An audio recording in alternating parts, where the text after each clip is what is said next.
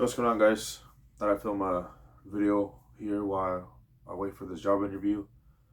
I came to this really shady looking office that I'm in right now for a job interview. And as soon as I walk in, there's some ring lights set up. There is some cameras. I don't know why. They told me to have a seat here in this black leather couch. This couch looks like it's seen better days.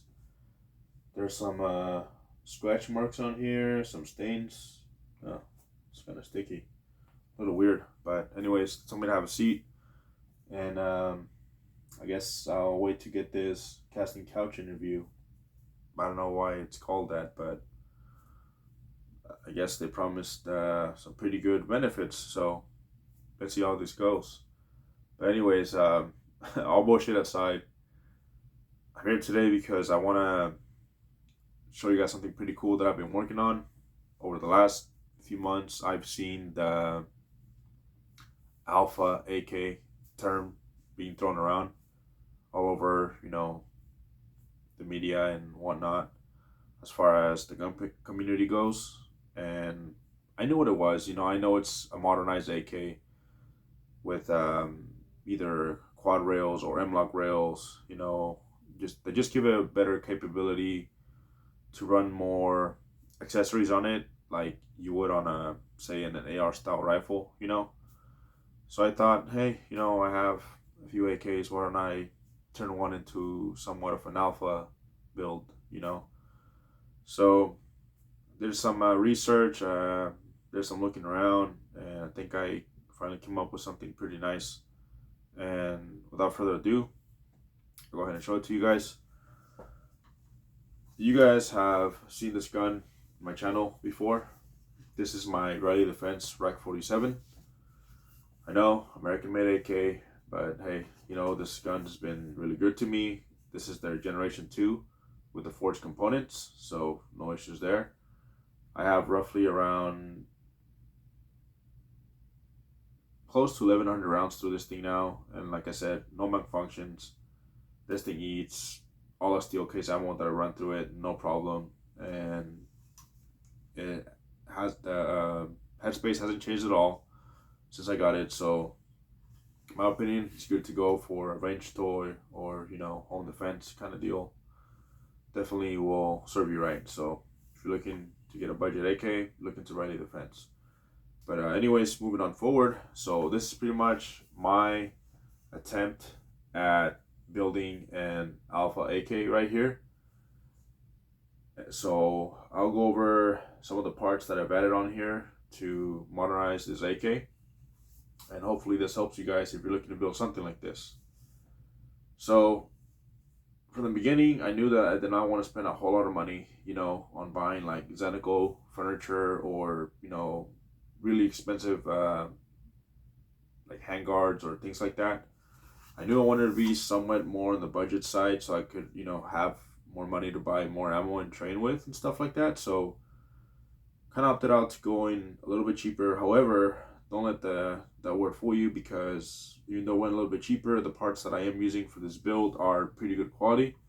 So let's go over them so you guys can see what it is. Starting at the front, the handguard that I'm running here is from Midwest Industries. This is not from their Alpha line. This is a little bit of an older handguard that they have. This is the Gen 2 extended AK-47, AK-74 handguard. This is M-lock compatible. As you can see, it has some M-lock slots right here on the side.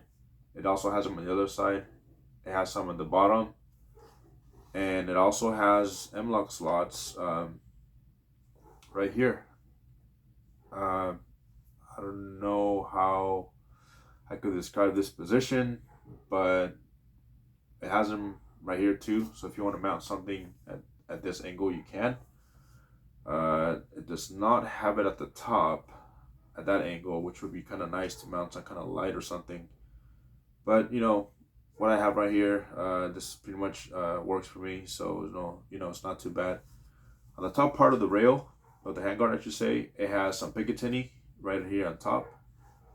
And if you look here in the back, it has this optic mount built into it. This optic mount here that's built in is for any T1 pattern optics. So like, you know, an aimpoint T2 will mount on here pretty good. The optic that I'm running on here is a 6-hour Romeo 5. You could actually run this optic right directly onto the handguard here at the front. So if you want to run the optic at the front, you know, with this handguard, it will allow you to do that. So that's pretty cool.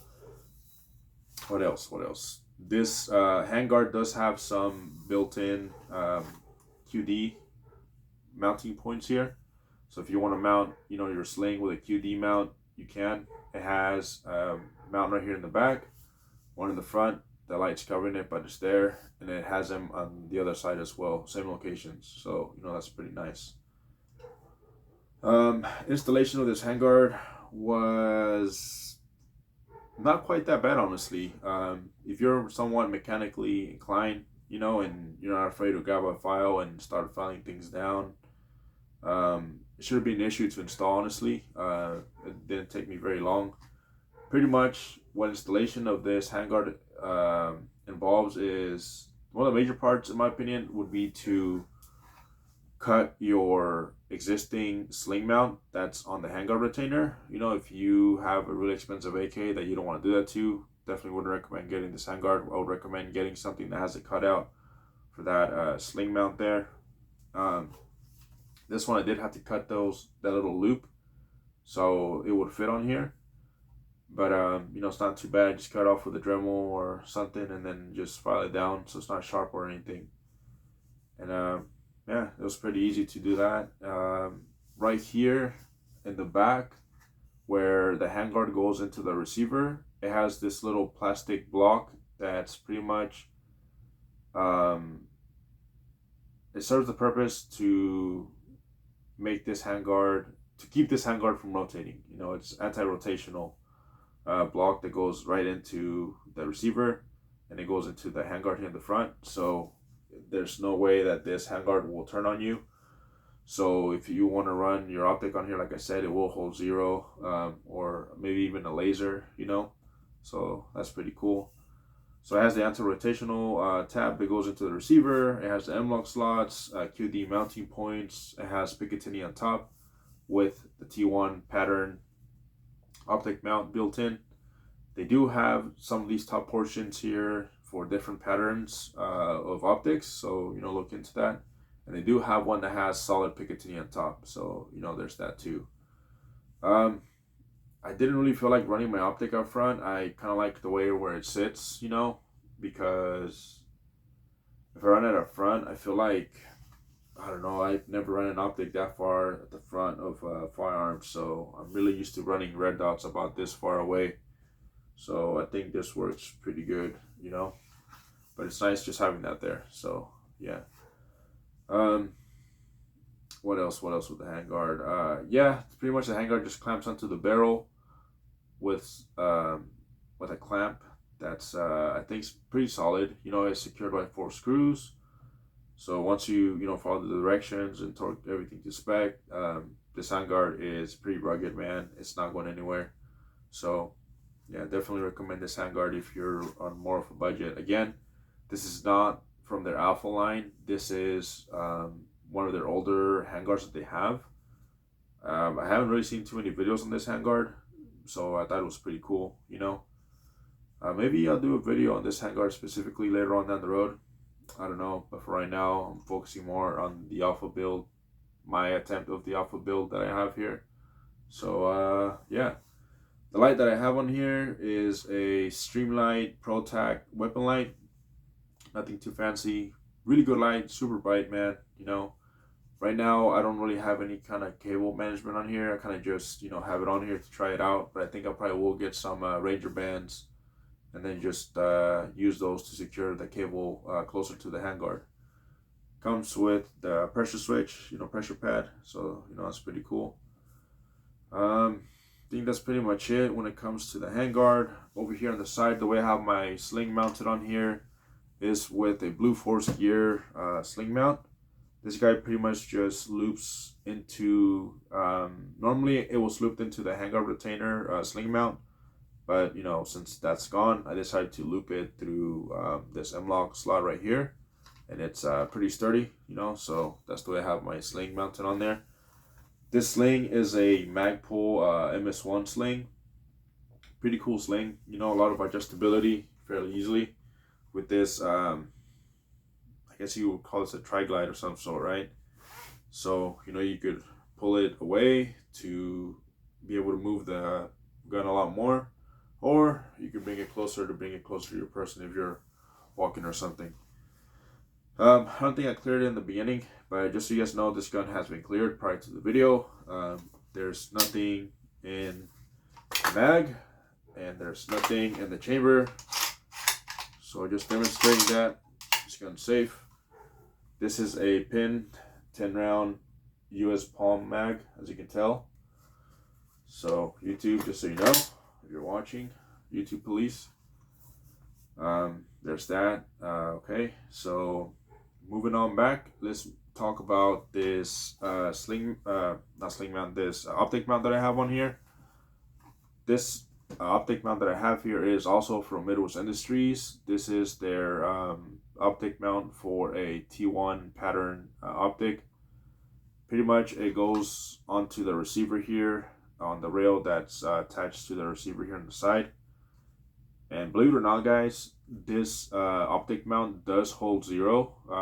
I've been out to the range to test it out. Once I zeroed this rifle, this is before, you know, getting, you know, all this goodies on here, but I've zeroed this rifle with this optic here.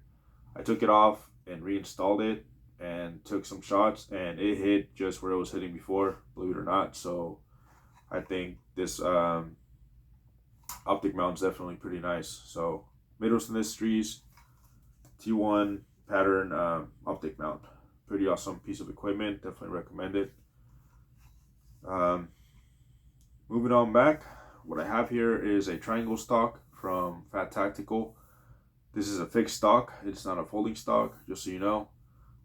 Pretty cool little stock, man. I've always been a fan of these triangle stocks, you know, they're pretty nice. It does have built-in QD mounting points on each side, so that's kind of how I'm running my sling here in the back with the Magpul QD sling mount. Just running the sling through there, you know, pretty simple stuff. So yeah, again, Fat Tactical, really good customer service, man. They make a lot of cool accessories for your AK, so you know, check them out. The back of this, I really like the back of this stock. This it's pretty rough, man. Like, this will dig into your shoulder when you shoot it, but it's an AK, you know, you should be expecting some recoil there. So yeah. Grip, it's a Strike Industries fin grip, California compliant. I did want it to go featureless so I could still keep the reloads in here, you know what I mean? So when I need to reload, I still can, rather than having a fixed mag on these things. So it's kind of why I have the way I have it set up. I think that pretty much clears it all, guys. This is pretty much my attempt of putting together an alpha build, you know, for my AK. I think this is very modular. I really like the way it sits. It's pretty balanced. You know, honestly, the handguard is not really that heavy, to be honest. It is nice having more weight, you know, to help with recoil on the AK, but honestly, it's not a whole lot of weight. You should be fine. So yeah, it's pretty awesome, man. Am I missing anything? I don't believe. Oh, one thing. So I really like the way an AK looks when it has a cleaning rod in there.